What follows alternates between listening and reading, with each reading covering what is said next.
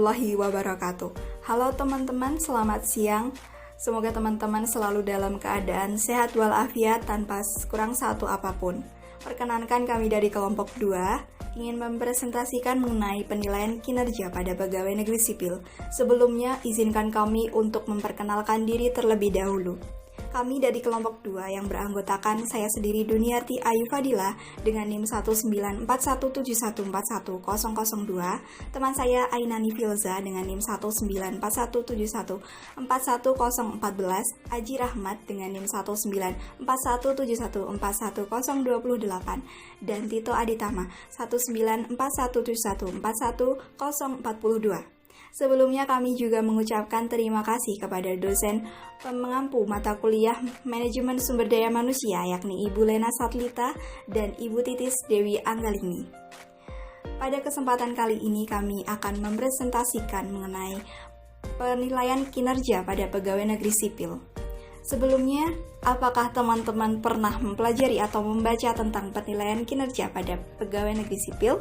Apabila teman-teman sudah pernah mempelajarinya, maka teman-teman sudah mengenalinya, yang mana penilaian kinerja pada pegawai negeri sipil merupakan bagian dari manajemen kinerja pegawai negeri sipil. Untuk lebih lanjutnya, marilah kita simak video kali ini yang akan memaparkan tentang pengertian penilaian kinerja pada pegawai negeri sipil, undang-undang, pelaksanaan, dan contoh hasil penilaian kinerja pada Dinas Lingkungan Hidup Yogyakarta.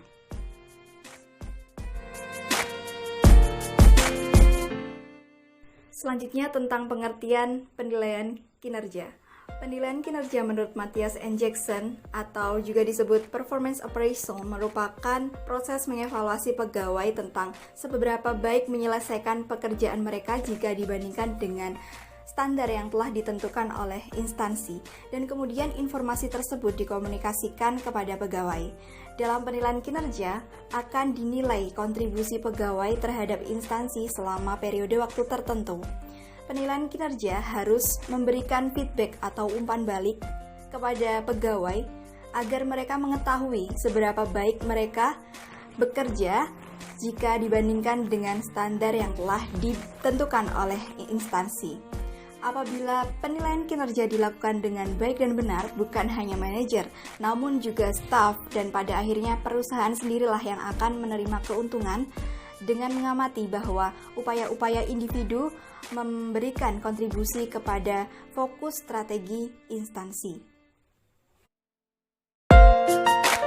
Baik, di sini saya Ainani akan menjelaskan tentang aturan terkait penilaian kinerja. Berikut substansinya. Penilaian kinerja tentunya memiliki dasar hukum atau payung hukumnya. Di antaranya adalah UU Nomor 5 Tahun 2014 tentang Aparatur Sipil Negara Pasal 78.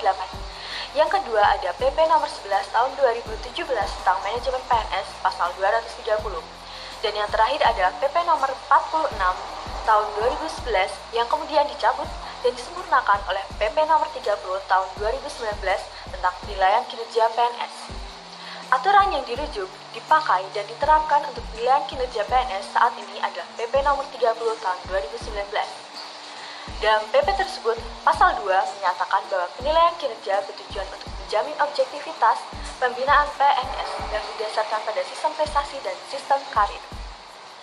Kemudian pada Pasal 3 menyatakan penilaian kinerja PNS dilakukan berdasarkan perencanaan kinerja pada tingkat individu dan tingkat unit kerja atau organisasi, dengan memperhatikan target, capaian, hasil, dan manfaat yang dicapai serta perilaku PNS. Sedangkan prinsipnya diatur dalam Pasal 4, meliputi objektif, terukur, akuntabel, partisipatif, dan transparan. Aturan mengenai penilaian kinerja secara lengkap tertuang dalam bab 5. Dalam bab tersebut dapat diambil kesimpulan tata cara penilaian kinerja. Penilaian kinerja menitik beratkan pada dua hal, yaitu SKP dan perilaku kerja. SKP atau sasaran kinerja pegawai adalah rencana kinerja dan target yang akan dicapai oleh seorang PNS yang harus dicapai setiap tahun. Sedangkan perilaku kerja adalah setiap tingkah laku atau sikap atau tindakan yang dilakukan oleh PNS atau yang tidak seharusnya dilakukan PNS sesuai dengan ketentuan peraturan perundang-undangan. Pelaksanaan penilaian kinerja dilakukan pada setiap akhir bulan Desember pada tahun berjalan dan paling lambat adalah akhir bulan Januari tahun berikutnya. Dalam penerapannya, terdapat metode 360 derajat atau 360 degrees yang merupakan metode penilaian perilaku kerja berdasarkan penilaian atasan langsung, rekan kerja setingkat dan atau bawahan. Metode ini sudah seharusnya diterapkan oleh instansi paling lambat 5 tahun sejak PP nomor 30 tahun 2019 diberlakukan. Alur penilaian kinerja dimulai dari pejabat penilai kinerja PNS melakukan penilaian terhadap SKP melalui hasil pengukuran kinerja. Hasil pengukuran kinerja didapat melalui membandingkan antara realisasi SKP dengan target SKP. Nantinya, hasil yang diperoleh berupa nilai SKP. Kemudian, pejabat melakukan penilaian perilaku kerja dengan cara membandingkannya dengan standar perilaku kerja. Hasilnya nanti berupa nilai perilaku kerja. Pada tahap inilah, metode 360 derajat diterapkan. Tahap selanjutnya adalah menggabungkan antara nilai SKP dan nilai perilaku kerja. Perlu dicermati bahwa instansi yang sudah menerapkan metode 360 derajat menerapkan penilaian dengan bobot 60% SKP dan 40% perilaku kerja. Sedangkan bagi instansi yang belum menerapkan metode 360 derajat, maka bobot penilaiannya adalah 70% SKP dan 30% perilaku kerja. Hingga kemudian didapat penilaian kinerja PNS yang dinyatakan dengan angka dan predikat. Level predikat tersebut antara lain sangat baik, baik, cukup baik, kurang, dan sangat kurang. Sangat baik didapat apabila PNS memiliki nilai antara 110 sampai 120 atau orang tersebut menciptakan ide baru dalam peningkatan kinerja yang memberi manfaat bagi organisasi atau negara. Predikat baik apabila PNS memiliki nilai antara 90 sampai 120. Predikat cukup apabila PNS memiliki nilai antara 70 sampai 90. Dan predikat kurang berarti PNS memiliki nilai antara 50 sampai 70. Serta yang terakhir, predikat sangat kurang apabila seorang PNS memiliki nilai di bawah 50. Kemudian, penilaian kinerja PNS tersebut harus didistribusikan kepada seluruh PNS pada instansi pemerintahan dengan ketentuan status kinerja di atas ekspektasi maksimal 20% dari total populasi pegawai dalam satu unit kerja. Status kinerja sesuai ekspektasi antara 60% sampai 70% dari total populasi pegawai dalam satu unit kerja. Dan yang terakhir, status kinerja di bawah ekspektasi maksimal 20% dari total populasi. Begitulah mengenai penilaian kinerja PNS yang termuat dalam PP nomor 30 tahun 2019. Untuk selanjutnya akan diambil alih oleh teman saya, Aji. Perkenalkan, nama saya Haji Rahmat Maulana, nomor induk mahasiswa 3 digit terakhir 028. Saya akan menjelaskan tentang proses penilaian yang ada pada Dinas Lingkungan Hidup Yogyakarta. Dinas Hidup Lingkungan Yogyakarta berpatokan pada Peraturan Pemerintah Nomor 46 tahun 2011 tentang sasaran kerja pegawai atau SKP. Kemudian SKP menjadi hal wajib untuk disusun oleh seluruh ASN, baik dari pejabat fungsional umum, jabatan fungsional tertentu, dan pejabat struktural dari eselon 1 sampai eselon 5. Sesuai dengan rencana kerja instansi yang kemudian dinilai oleh atasan langsung penyusun SKP.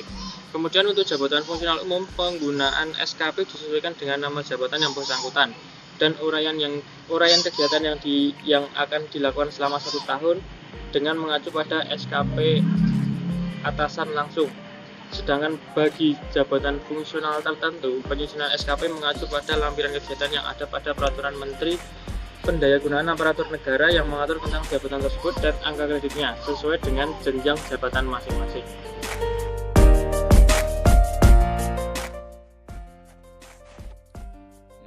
Sebelum masuk ke bagian contoh dari sasaran kerja pegawai atau biasa disebut SKP, di sini saya akan menjelaskan sedikit mengenai apa itu SKP.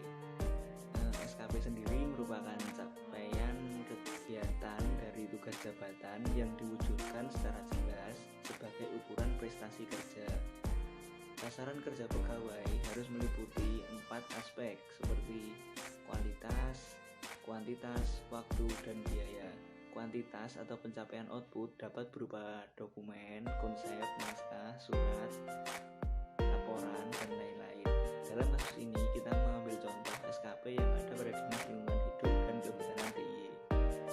Di dalam Dinas Lingkungan Hidup dan Kehutanan DIY sendiri memiliki 3 penilaian sasaran kerja pegawai yang salah satunya dapat dilihat pada tabel berikut ini. Ketiga SKP yang ada dalam Dinas Lingkungan Hidup dan Kehutanan DIY antara lain SKP pengolahan hasil hutan, SKP penelaah dan penguji hasil hutan beban biru, SKP fasilitator pemasaran. Dalam penilaian SKP, nilai SKP diperoleh setelah melewati beberapa perhitungan dari setiap aspeknya. Dalam ketiga SKP tersebut, rata-rata nilai SKP dari setiap tugas pokok jabatan memiliki nilai kurang lebih 80, di mana berarti mencapai kriteria baik. Sekian contoh penilaian SKP yang kami ambil dari Dinas Lingkungan Hidup dan Kehutanan DIY. Sampai bertemu di lain waktu.